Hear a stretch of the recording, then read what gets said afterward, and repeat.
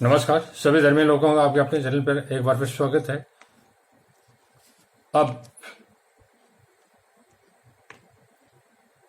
भागवत गीता में आगे के श्लोक पर चलते हैं। कृपया ध्यानपूर्वक सुने और धर्मी होने का लाभ उठाएं।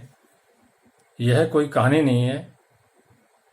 बिना भागवत गीता के ज्ञान के मनुष्य अपना जीवन अच्छी तरह नहीं जी सकता और आत्मिक जीवन जो मनुष्य की देह खत्म होने के बाद जो आएगा वो भी नाश हो जाएगा। तो कार्पण्य दोषो हत स्वभाव परछामी तवामाम धर्म समूढ़ चैत्य यच्छे शयानी शिष्यतम ब्रूहि तन्मय शिष्य तहेशम साधि माम तवावाम परपमनम। यद्यपि अर्जुन अपने मन में युद्ध से सर्वथा निवृत्त होने को श्रेष्ठ नहीं मानते थे। यहां पर यह उल्लेख आया है कि यद्यपि अर्जुन अपने मन में युद्ध से पूरी तरह निवृत्त नहीं होना चाहते थे, तथापि पाप से बचने के लिए उनको युद्ध से उपराम होने के सिवा दूसरा कोई उपाय भी नहीं दिखता था। वो युद्ध से निवृत्त नहीं होना चाहते थे, लेकिन पाप से बचने के लिए उनको युद्ध से हटना, उसके सिवा उनके पास कोई दूसरा रास्ता भी नहीं था। इसलिए वे युद्ध से उपराम होना चाहते थे और उपराम होने का गुण ही मानते थे, कायरता रूपी दोष नहीं। अर्थात जिसमें कुटुंब का नाश हो, गुरुजनों का नाश हो, अपने दादे परदादे जो वंशज के लोग हैं उनका नाश हो, वो कायरता नहीं थी कहलाएगी। ये अर्जुन का मानना था। परंतु भगवान ने अर्जुन को इस उपरति को कायरता और हृदय की तुच्छ दुर्बलता कहा, पर भगवान ने इसको हृदय की अर्थात दिल की तुच्छ छोटी दुर्बलता ही बताया। तो भगवान ने उनके निश्चिंत वचनों से अर्जुन को ऐसा विचार हुआ कि युद्ध से निवृत्त होना मेरे लिए उचित नहीं है। अब अर्जुन को लगने लगा कि युद्ध से निवृत्त होना या युद्ध से भागना मेरे लिए कदापि उचित नहीं है। यह तो एक तरह की कायरता ही है जो मेरे स्वभाव के बिल्कुल विरुद्ध है, क्योंकि मेरे छात्र स्वभाव में दीनता और पलायन पीठ दिखाना ये दोनों ही नहीं है। अर्थात क्षत्रिय धर्म में कायरता और पीठ दिखाना ये दोनों ही नहीं है। इस तरह भगवान के द्वारा कथित कायरता रूपी दोष को अपने मन में स्वीकार करते हुए अर्जुन भगवान से कहते हैं कि एक तो कायरता रूप दोष होने के कारण मेरा छात्र स्वभाव, क्षत्रिय स्वभाव एक तरह से दब गया है, और दूसरी बात मैं अपनी बुद्धि से धर्म के विषय में कुछ निर्णय नहीं कर पा रहा हूं। अर्थात मैं दूसरी बुद्धि से धर्म के विषय में क्या यह सही है या गलत है, मैं इसका सही निर्णय नहीं कर पा रहा हूं। मेरी बुद्धि में ऐसी मूर्छा छा गई है कि धर्म के विषय में मेरी बुद्धि कुछ भी काम नहीं कर रही है। तीसरे श्लोक में भगवान ने अर्जुन को स्पष्ट रूप से आज्ञा दे दी थी, हृदय की तुच्छ दुर्बलता को, कायरता को छोड़कर युद्ध के लिए खड़े हो जाओ।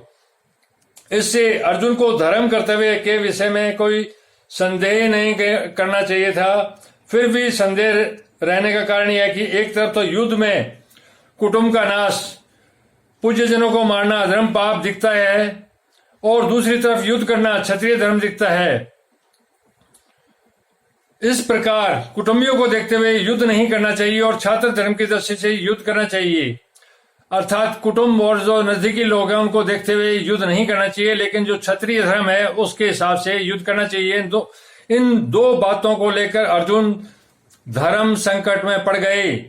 उनकी बुद्धि धर्म का निर्णय करने में कुंठित हो गई। ऐसा होने पर अभी तक इस समय मेरे लिए खास कर्तव्य क्या है, मेरा धर्म क्या है, इसका निर्णय कराने में वे भगवान श्री कृष्ण से पूछते हैं। यह सयानी निश्चित ब्रूहि तन्मय। इसी अध्याय के दूसरे श्लोक में भगवान ने कहा था कि तू जो कायरता के कारण युद्ध से निवृत्त हो रहा है, तेरा यह आचरण अनार्य जुष्ट है, अर्थात श्रेष्ठ पुरुष ऐसा आचरण नहीं करते, वे तो जिसमें अपना कल्याण हो वही आचरण करते हैं। यह बात सुनकर अर्जुन के मन में आया कि मुझे भी वही करना चाहिए जो श्रेष्ठ पुरुष किया करते हैं। इस प्रकार अर्जुन के मन में कल्याण की इच्छा जागृत हुई और उसी को लेकर वे भगवान से अपने कल्याण की बात पूछते हैं, जिससे मेरा निश्चित कल्याण हो जाए, ऐसी बात मेरे से कहिए। अर्जुन के हृदय में हलचल विषाद होने से और अब यहाँ अपने कल्याण की बात पूछने से सिद्ध होता है कि मनुष्य जिस स्थिति में स्थित है उसी स्थिति में वह संतोष करता है, तो उसके भीतर अपने असली उद्देश्य की जागृति नहीं होती। वास्तविक उद्देश्य कल्याण की जागृति तभी होती है जब मनुष्य अपनी वर्तमान स्थिति से असंतुष्ट हो जाए, उस स्थिति में न रह पाए। शिष्य स्वयं अपने कल्याण की बात पूछने पर अर्जुन के मन में यह भाव पैदा हुआ कि कल्याण की बात तो गुरु से पूछी जाती है, सारथी से नहीं पूछी जाती।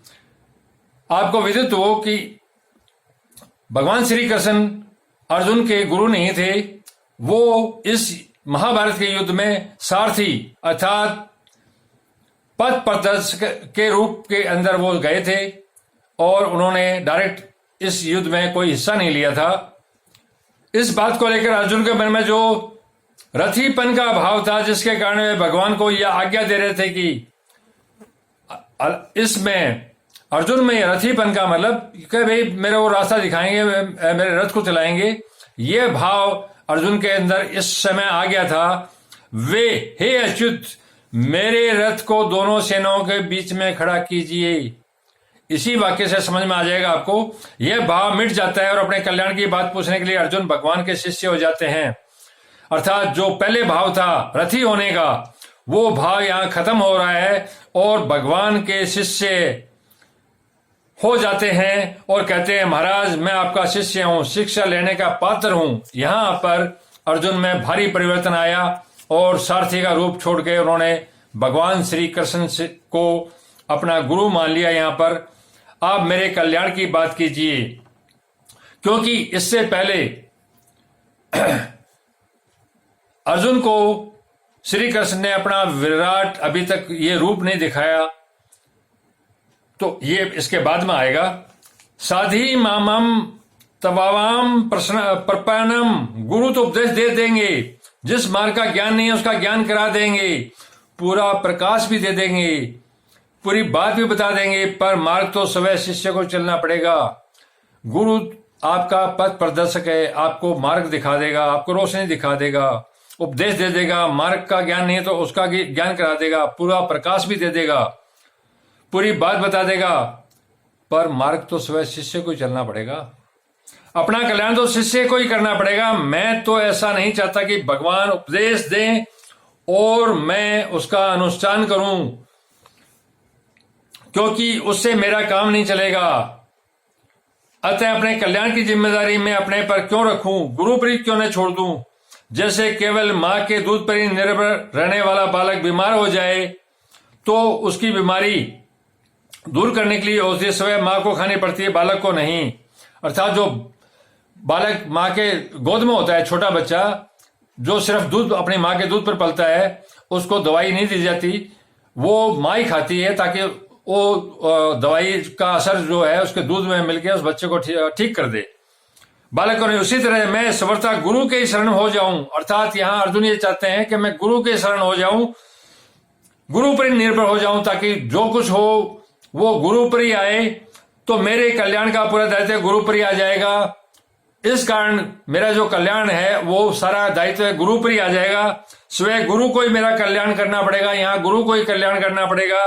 इस भाव से अर्जुन कहते हैं कि मैं आपके शरण हूं, मेरे को शिक्षा दीजिए। यहां अर्जुन त्वा प्रसन्नम पदों से भगवान के शरण होने की बात तो कहते हैं, पर वास्तव में सर्वथा शरण हुए नहीं है।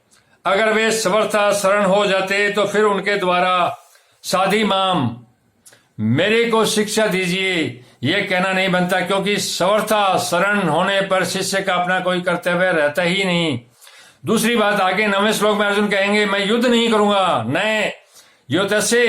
अर्जुन की यह बात भी शरणागति के विरुद्ध पड़ती है, कारण कि शरणागत होने के बाद मैं युद्ध करूंगा या नहीं करूंगा, क्या नहीं करूंगा, यह बात रहती नहीं है। जब आदमी किसी के पूरी तरह शरण में हो गया कि तो उसका कोई स्वतंत्र इच्छा नहीं रहती कि मैं युद्ध करूं या नहीं करूं। वो तो जो शरणागत कराएगा, जो आदेश देगा, उसी पर वैसे ही चलना पड़ेगा। यह बात नहीं रहती, उसको यह पता नहीं रहता कि शरणे क्या कराएगा और क्या नहीं कराएगा। उसको पता भी नहीं होता कि मैं जिसकी शरण में हूं वो मुझे क्या कराएगा या क्या नहीं करवाएगा। उसका तो यही एक भाव रहता है कि अब शरणे जो कराएंगे वही करूंगा। उसमें तो एक ही भाव रहता है कि जो मेरा मालिक, जो मेरा गुरु मुझे बोलेगा वही मैं करूंगा। लेकिन उसको पहले से पता कुछ नहीं होता। अर्जुन की इसी कमी को दूर करने के लिए आगे चलकर भगवान को मामेकम शरणम व्रजम, एक मेरी शरण में आ जा, ऐसा कहना पड़ा। फिर अर्जुन भी करियसे वचनम तवै, आपकी आज्ञा का पालन करूंगा, ऐसा कहकर पूर्ण शरणागति को स्वीकार किया। यहां पर अर्जुन ने अपने आप को भगवान श्री कृष्ण को समर्पित कर दिया। इस श्लोक में अर्जुन ने 4 बातें कही। कार्पण दोषो धर्म समूढ़ता यच्छे स्नाने ब्रूहि तन्मे शिष्य तैसे मम साधी मां तवा प्रश्नम। इनसे पहली बात में अर्जुन धर्म के विषय में पूछते हैं, दूसरी बात में अपने कल्याण के लिए प्रार्थना करते हैं, तीसरी बात में शिष्य बन जाते हैं, और चौथी बात में शरणागत हो जाते हैं। तीसरी बात में शिष्य बन जाते हैं और चौथी बात में वो शरणागत हो जाते हैं, उनके भगवान श्री कृष्ण के अधीन हो जाते हैं। अब इन चारों बातों पर विचार किया जाए तो पहली बात में मनुष्य जिससे पूछता है कि वह कहने में अथवा न कहने में स्वतंत्र होता है। दूसरी में जिससे प्रार्थना करता है उसके लिए कहना कर्तव्य हो जाता है।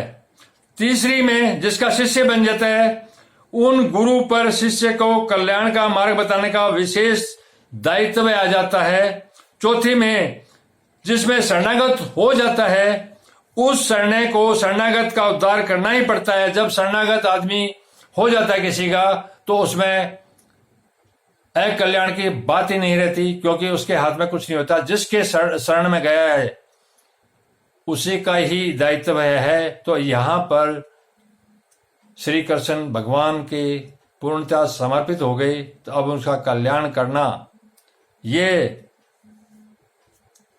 भगवान श्री कृष्ण का दायित्व बन गया। अर्थात उसके उद्धार का उद्योग स्वयं शरणे को करना पड़ता है। यहां पर अर्जुन पूरी तरह सुरक्षित हो गया, क्योंकि उसकी सुरक्षा का दायित्व और युद्ध की जीत का भी दायित्व श्री कृष्ण ने अपने ऊपर ले ही लिया। आखिर पूर्व श्लोक में अर्जुन भगवान के शरणागत तो हो जाते हैं, पर उनके मन में आता है कि भगवान का तो युद्ध करने का भाव ही है, पर मैं युद्ध करना अपने लिए धर्मयुक्त नहीं मानता। उन्होंने जैसे पहले उत्तिष्ठ कहकर युद्ध के लिए आज्ञा दी, ऐसे ही वे अब भी युद्ध करने की आज्ञा दे देंगे। दूसरी बात, शायद मैं अपने हृदय के भावों को भगवान के सामने पूरी तरह नहीं रख पाया हूं। इन बातों को लेकर अर्जुन आगे के श्लोक में युद्ध न करके अपने पक्ष में अपने हृदय की अवस्था का स्पष्ट रूप से वर्णन करते हैं। कृपया लगातार आप अपने इस चैनल पर बने रहिए और हम इस उत्तम कोटि की सर्वश्रेष्ठ ज्ञान जो परमात्मा के मुंह से निकला है, इस पर निरंतर चलते रहेंगे, ताकि हमारा और धरती के लोगों का कल्याण हो सके और हम अपना हित अहित कर्तव्य अकर्तव्य को समझ के अपना जीवन सही जी पाएं। धन्यवाद। शुभ रात्रि।